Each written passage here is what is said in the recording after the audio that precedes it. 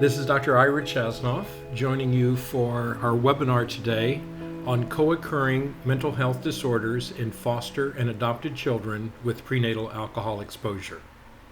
I became interested in this topic a few years ago when we began to work more in the mental health field, adding it to our regimen of care for children with fetal alcohol spectrum disorders. Much of what we're going to talk about today comes from the arena of behavioral teratology.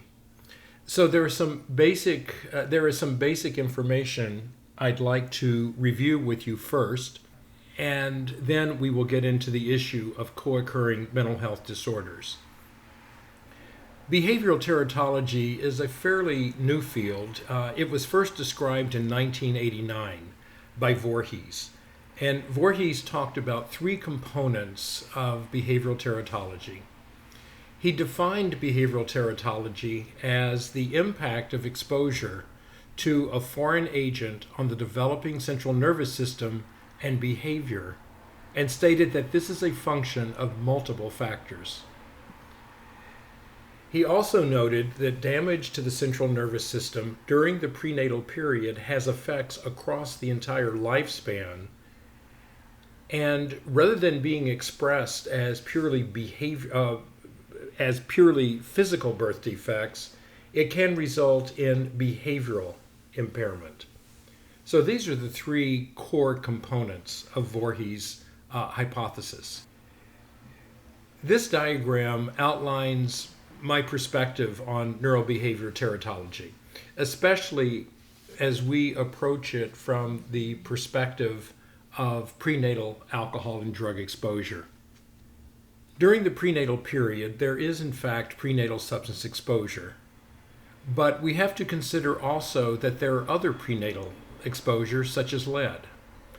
In addition, it is now becoming clear that maternal psychopathology, prenatal stress, can affect the developing fetus. And early in the embryologic period, which is about the first 12 weeks after conception, you can get alteration of the stem cells. In fact, there is methylation of the stem cells when a pregnant woman, during that first 12 weeks after conception, when that woman undergoes any type of emotional stress, including extreme poverty. All of these factors can come together to affect prenatal brain development. Once the child is born, of course, you have postnatal factors that come to play. There can be exposures in the home to toxic elements such as secondhand tobacco smoke, marijuana smoke, or methamphetamine smoke. In addition, the infant brings to the relationship that he develops with his caregiver, whether it be the biologic mother or any other caregiver, the infant brings his own functioning and interactive capabilities. You put on top of this then caregiver functioning and interaction, and these are multiple aspects of impact that you can see begin to play a role in the ultimate development of the infant. Developmental competency emerges, and we look at this from a perspective of neurocognitive functioning, self-regulation, and adaptive behaviors. This developmental competency, of course, leads to what we see in the child, whether we evaluate the child from the perspective of attention and executive functioning, behavior, cognitive and language development, or motor development, just to name a few domains. And ultimately, these developmental capabilities result in adult competency, whether it be measured as academic performance in the child through the school years, social interactions, or negative outcomes such as psychopathology and substance abuse.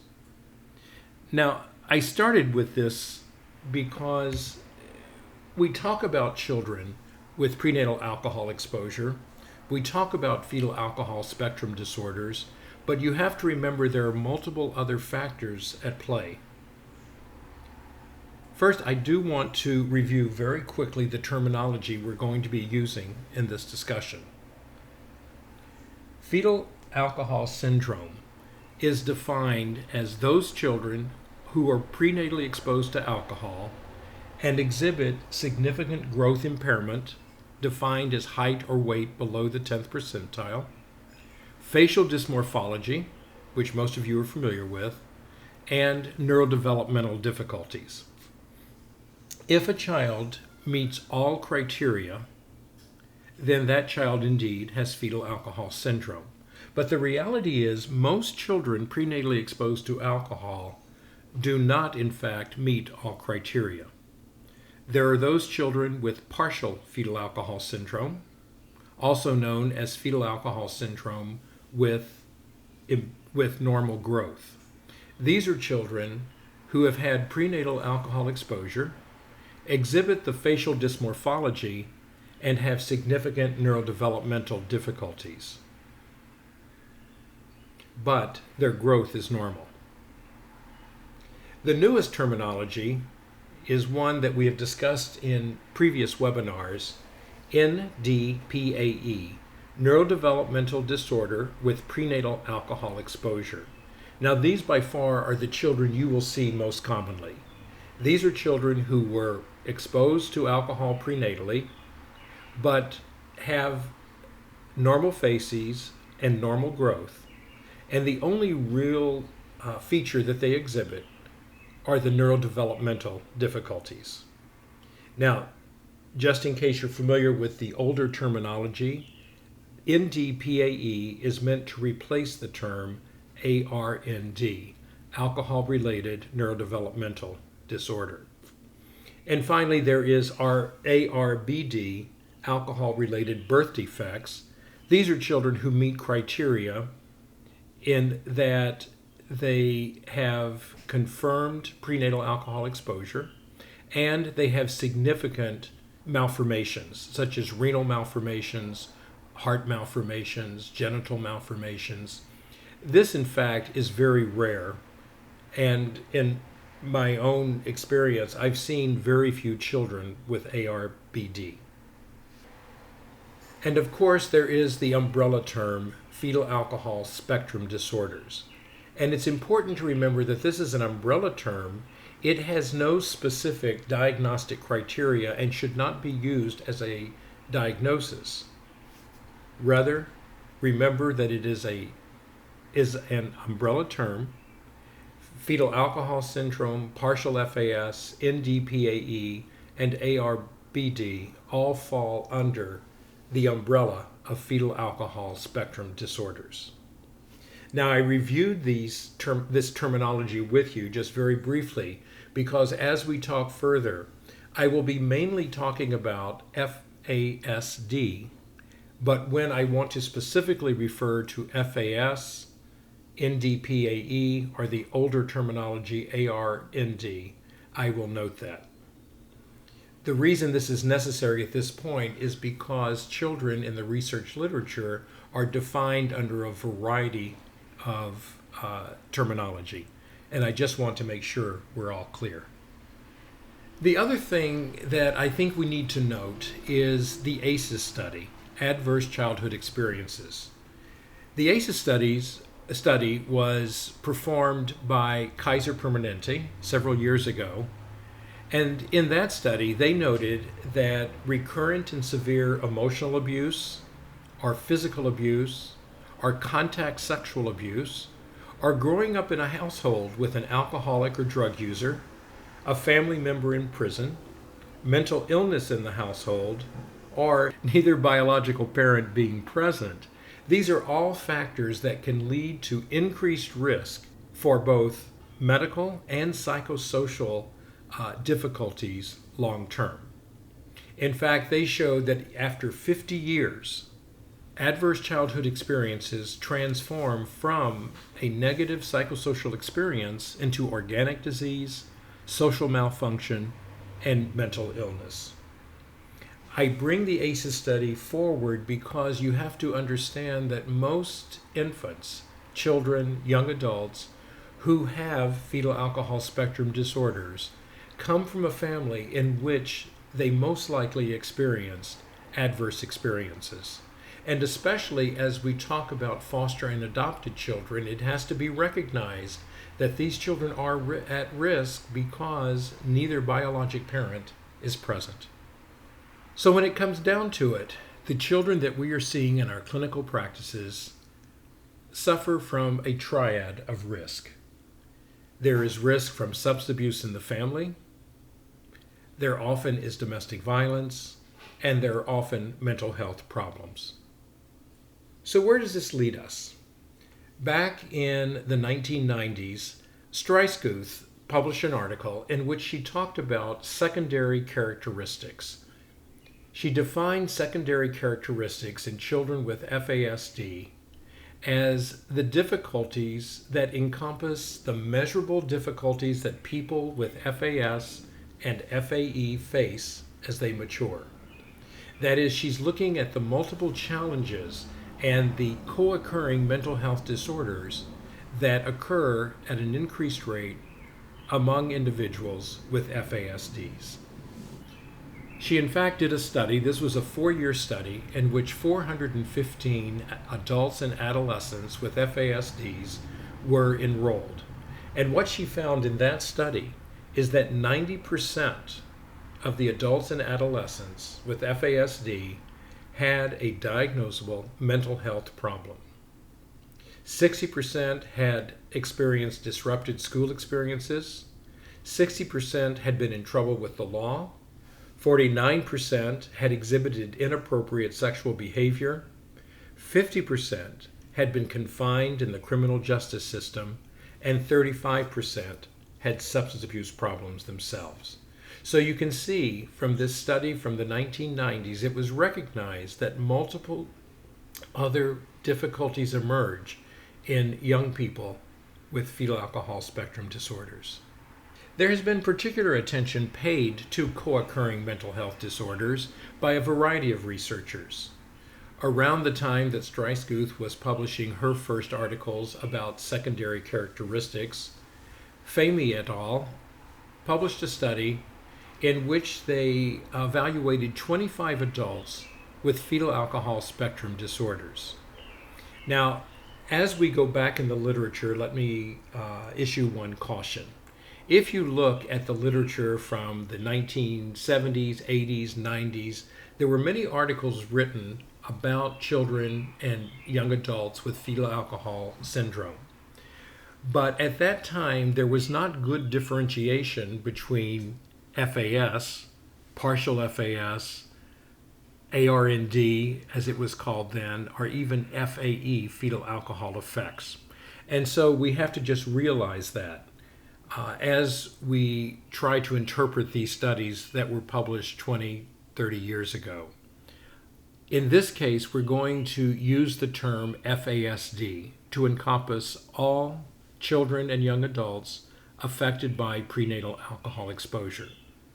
Now, in Fahmy's study, among the 25 adults, they found that 92% of them met criteria for a mental health diagnosis. 60% exhibited alcohol or drug dependence, and 44% exhibited depression. O'Connor at UCLA and her colleagues in 2002 published a study in which they looked at 23 children ages 5 to 13 years, all of whom had FASDs.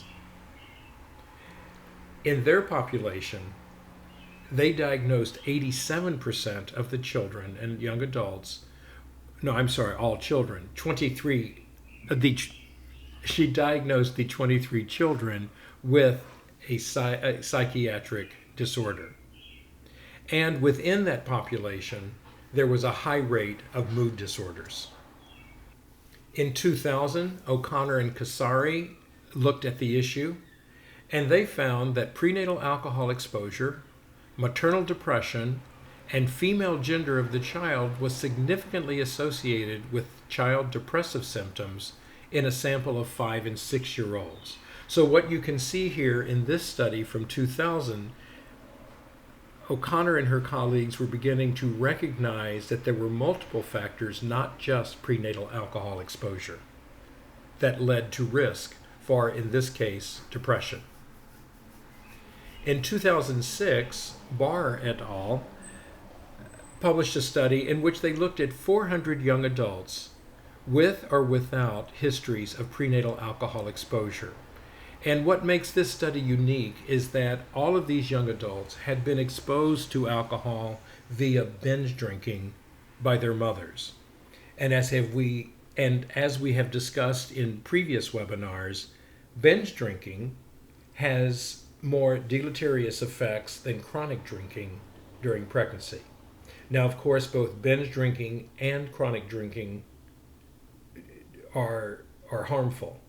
But binge drinking, because with binge drinking, there's higher peak blood alcohol levels reached for both the mother and the fetus, binge drinking is more harmful. And what Barr and colleagues found was that when they looked at the two populations of young adults, either with or without histories of prenatal alcohol exposure, the alcohol-exposed young adults had twice the rate of psychiatric disorders as compared to the young adults who had no history of prenatal alcohol exposure. In 2007, Fryer and colleagues looked at 39 children with FASDs, 30 non-exposed children. And they found that a mental health diagnosis was made in 97% of the alcohol-exposed children versus 40% of the non-exposed. Specifically, the differences between the two groups were most obvious when it came to diagnoses of ADHD, that is, attention deficit hyperactivity disorder, depressive disorders, oppositional defiant disorder, conduct disorder, and specific phobias. Importantly, they also showed a significantly higher rate of comorbid diagnoses in the alcohol-exposed children, 71% versus 50% in the non-exposed. And what we mean by comorbid in this case is that the children had more than one mental health diagnosis. Another study by Fryer and colleagues, published in 2007, looked at specifically children in foster and adoptive homes.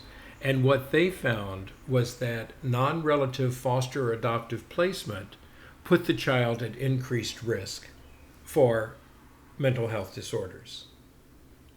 And then O'Connor and colleagues, in follow-up in 2001 and 2006, began to postulate the genetic predisposition for depression and the mother's own alcohol problems and mood disorders disrupt the development of optimal relationships between the mother and child.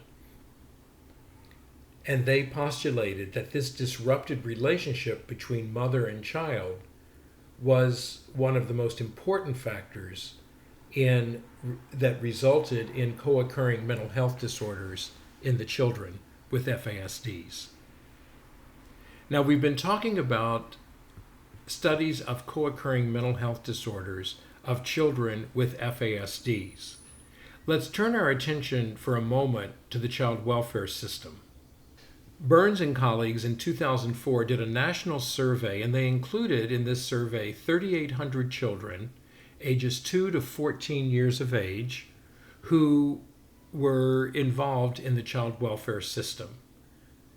Now, they did not look specifically at children with prenatal alcohol or drug exposure, but were looking at all children in the child welfare system. And what they found was clinically significant emotional or behavior problems in 48% of those children. And so what they were looking at here is that simply being involved in the child welfare system indicates a child is at increased risk for mental health difficulties.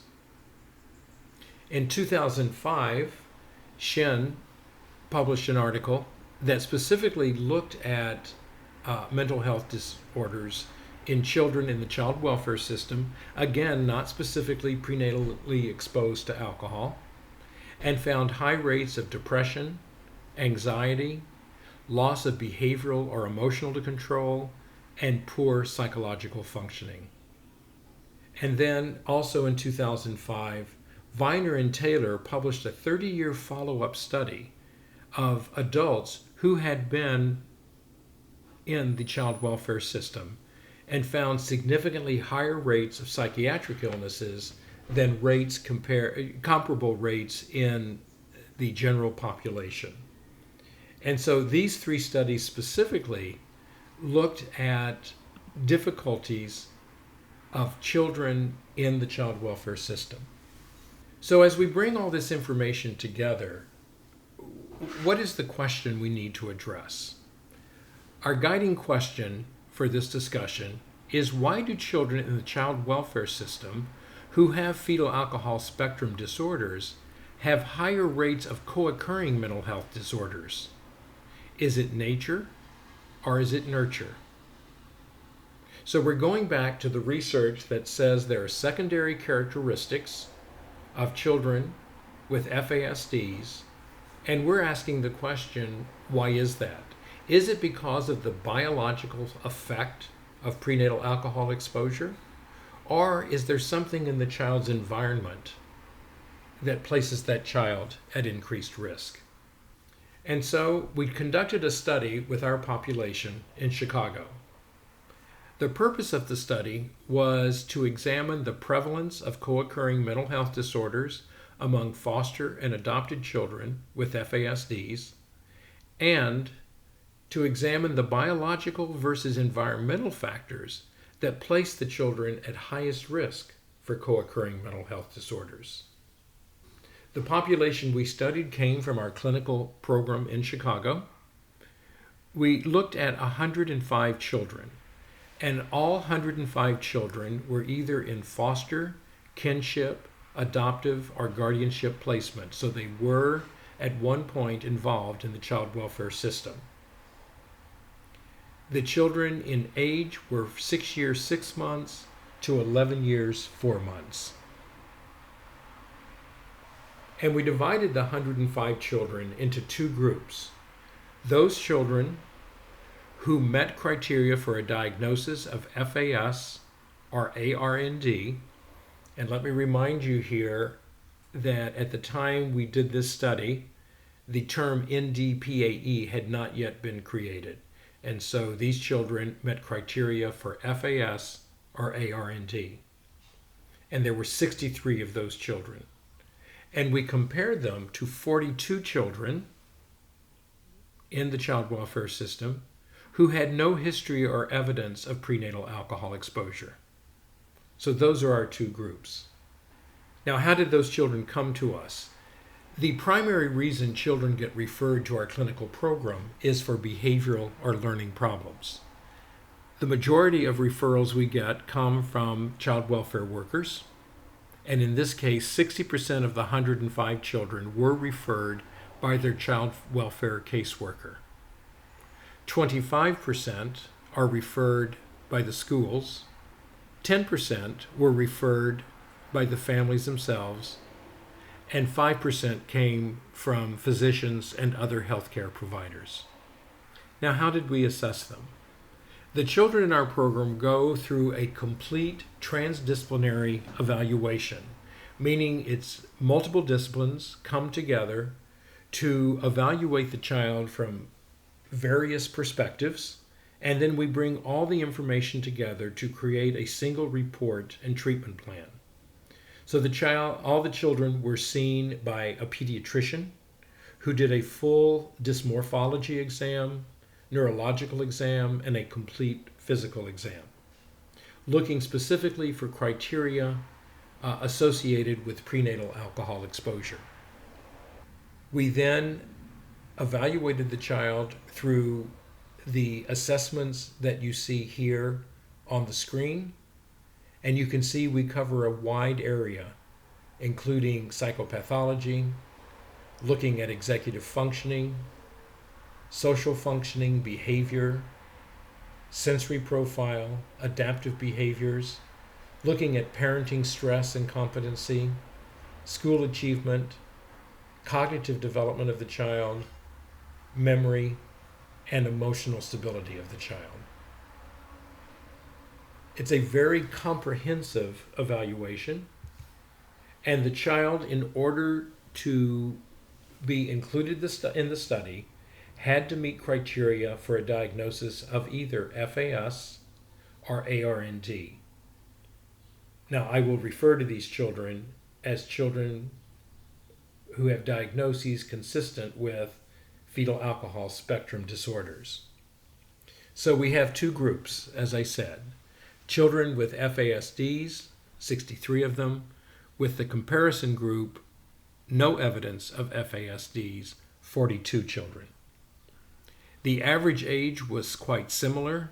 Both groups were around 8.5 years of age, and the gender distribution was similar for the two groups, 70 versus 64%.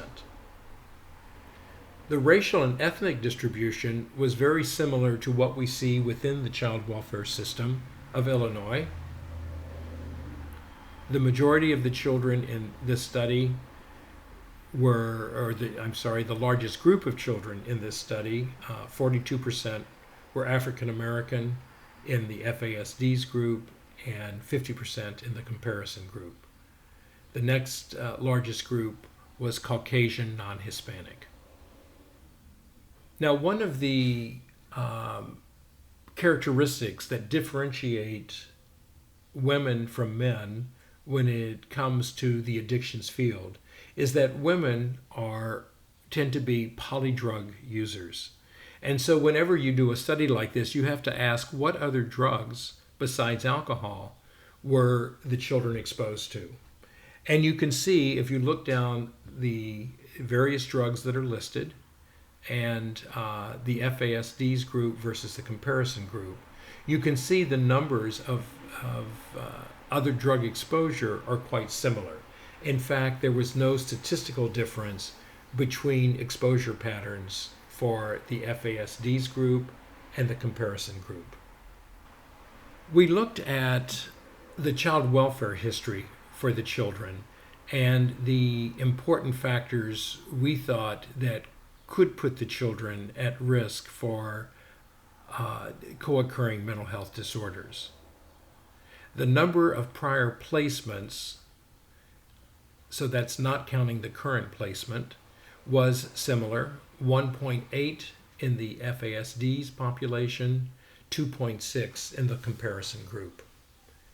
There was a statistically significant difference in the time in the current placement, with the children in the FASDs group having a mean of 32 months in the current placement, and the comparison group was 45.5 months.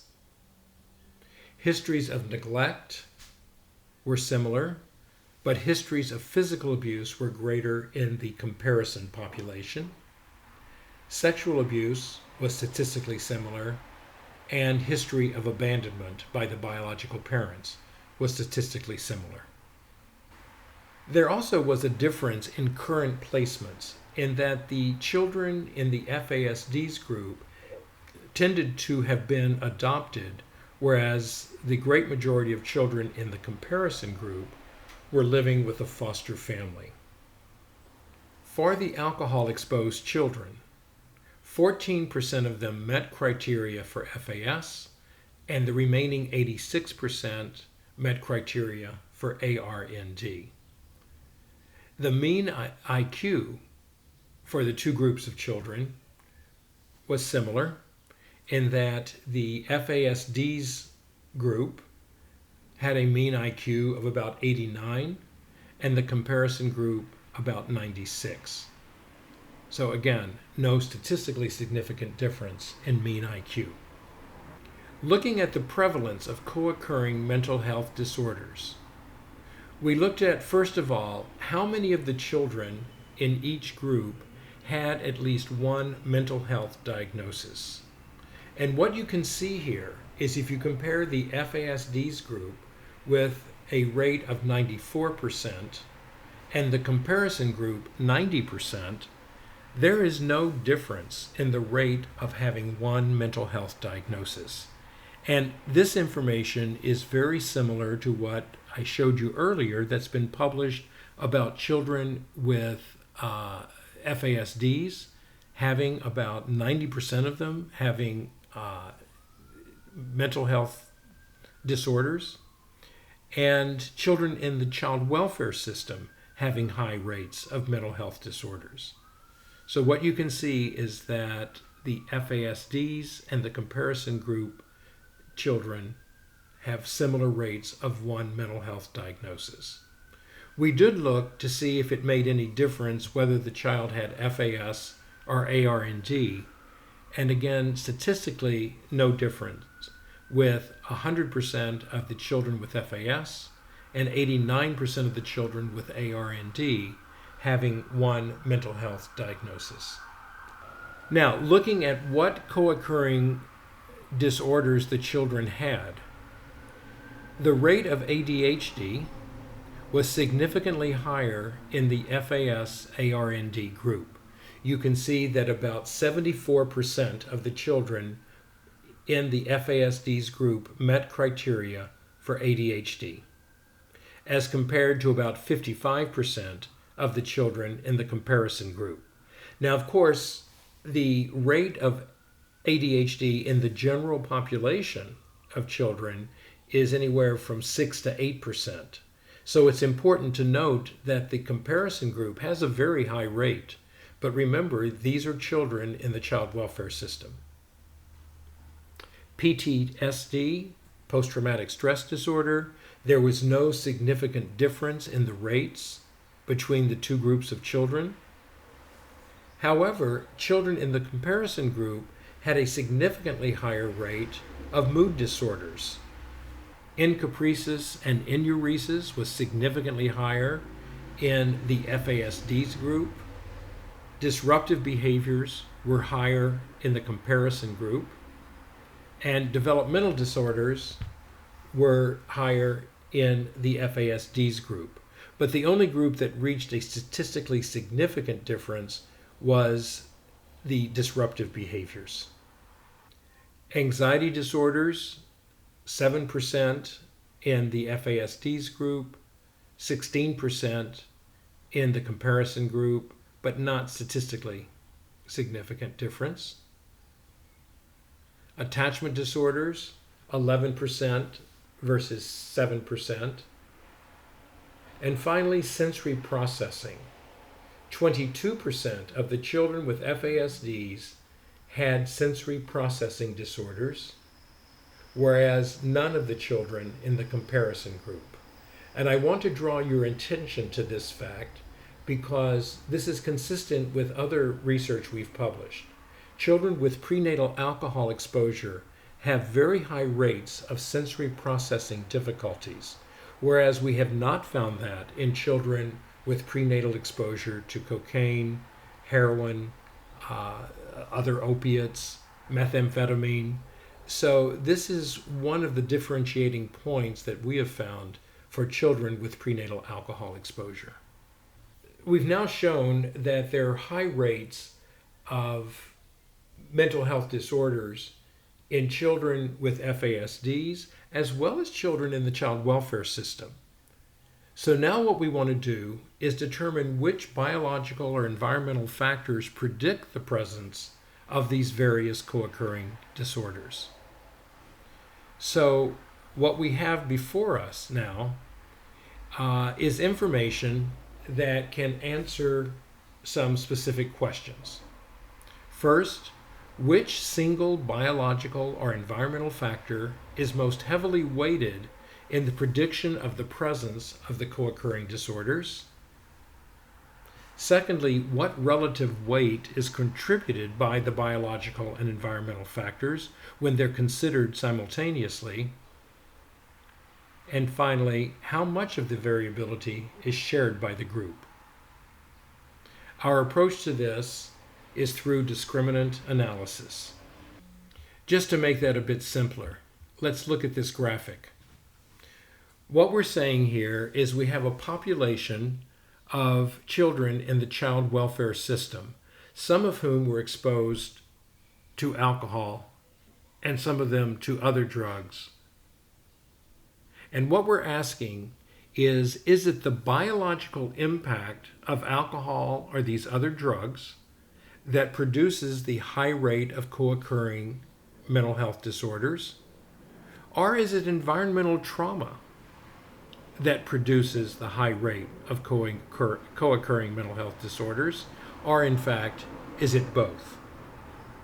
So the information that we have before us can be divided into two domains. There are the biological markers of FAS, ARND, and the environmental markers from the child welfare system. And the particular markers in each group that we decided to include in our analysis were, for the biological markers, current growth, that is height or weight below the 3rd percentile. And notice I said 3rd percentile and not 10th percentile. Current head circumference below the 3rd percentile. Documented alcohol exposure and documented prenatal drug exposure. And by prenatal drug exposure, I mean all substances other than alcohol. The environmental markers come from the child welfare system, and we looked at the number of placements in the child welfare system, the length of time the child has been in his or her current placement, a history of physical or sexual abuse, and a history of neglect. Those essentially were the independent variables. The dependent variables in our analysis are the actual diagnostic categories that the children's mental health diagnoses fall into. There is ADHD is the first group, and that's either the inattentive type or the impulsive hyperactive type, or a combination of both. There are the mood disorders, including bipolar disorder, depression, dyspnea, mood disorder, NOS, adjustment disorders with depressed mood. And then the third category, post-traumatic stress disorder and anxiety. And included under this category are PTSD, anxiety disorder, separation anxiety disorder, and adjustment disorder with anxiety. So we grouped the children for the dependent variables. We looked at these three categories: ADHD, mood disorders, and PTSD anxiety. And what did we find? I'm going to present to you only the statistically significant outcomes. When we looked at the first diagnostic category, ADHD, we found the primary predictor of ADHD was prenatal alcohol exposure.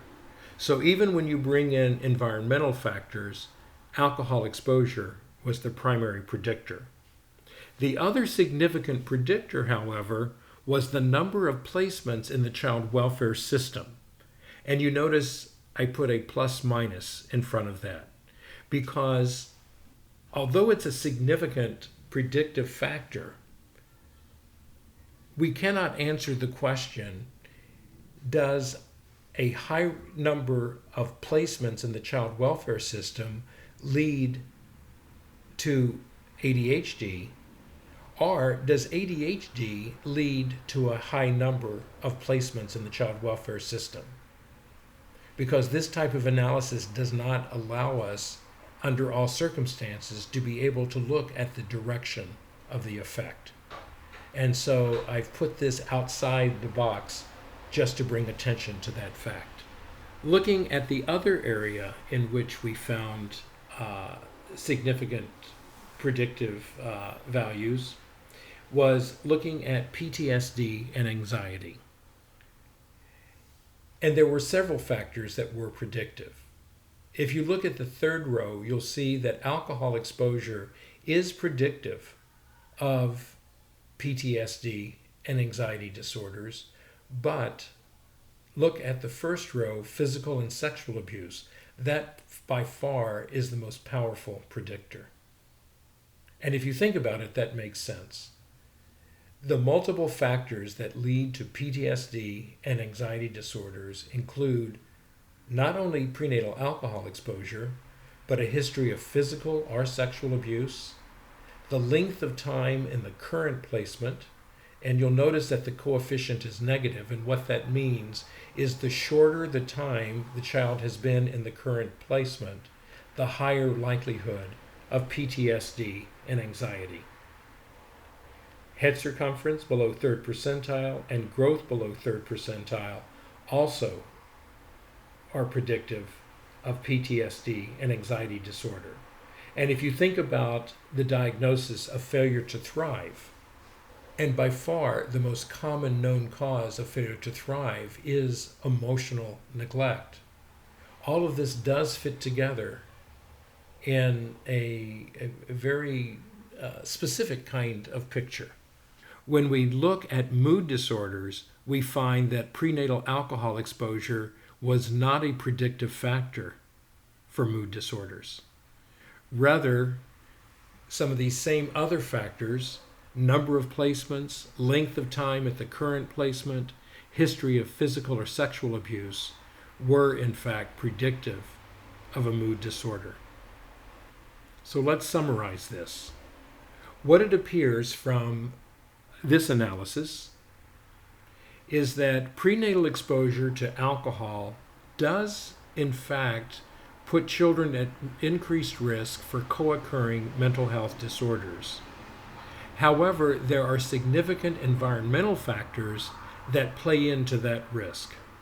Although ADHD can be most clearly related specifically to prenatal alcohol exposure, the other significant mental health disorders, such as PTSD, anxiety, and mood disorders, are products of, if not fully, and at least in part, of the environment. And in this study, we specifically are looking at environment associated with the child welfare system. So what does that bring us to? First of all, we once again, consistent with all previous studies, found that over 90% of the foster and adopted alcohol-exposed children in our study did in fact have a co-occurring mental health disorder. What we also found was that biological and environmental factors interact to produce the increased risk for co-occurring disorders. And so the secondary characteristics that we talk about with FASDs, we have to be sure that we don't lay that all at the feet of prenatal alcohol exposure, but recognize that environmental factors play a role. Now, why is that important? Because to reduce the rate of co-occurring mental health disorders, what this study tells us is that we need to give further support to foster and adoptive families. By giving more support to foster and adoptive families in helping them deal with the children's difficulties, we can decrease the number of placements children have in the child welfare system, and we can increase the length of time that they stay in one setting. And in fact, hopefully move them to permanency placement much more rapidly. That will reduce the rate of co-occurring mental health disorders in this population. The other thing that this study tells us is that trauma-informed mental health services are essential for children in the child welfare system, particularly for those who have been prenatally exposed to alcohol. So we see this study not only as important for helping us understand better what's going on with children that we're caring for, but also to drive policy at the state level that increases the support that foster and adoptive parents receive when they have brought a child into their home. This is very complex information, and I hope through this webinar I've at least been able to give you some basis of understanding and perhaps a different way of thinking about the children you're caring for. Thank you all for attending. It's interesting that this webinar series, the number of attendees grows every time. So I hope that it is meeting your needs. Contact us through this website if you have further questions or need more information, and certainly explore the website. We have all sorts of materials available. Thank you all very much. I look forward to working with you on the next webinar.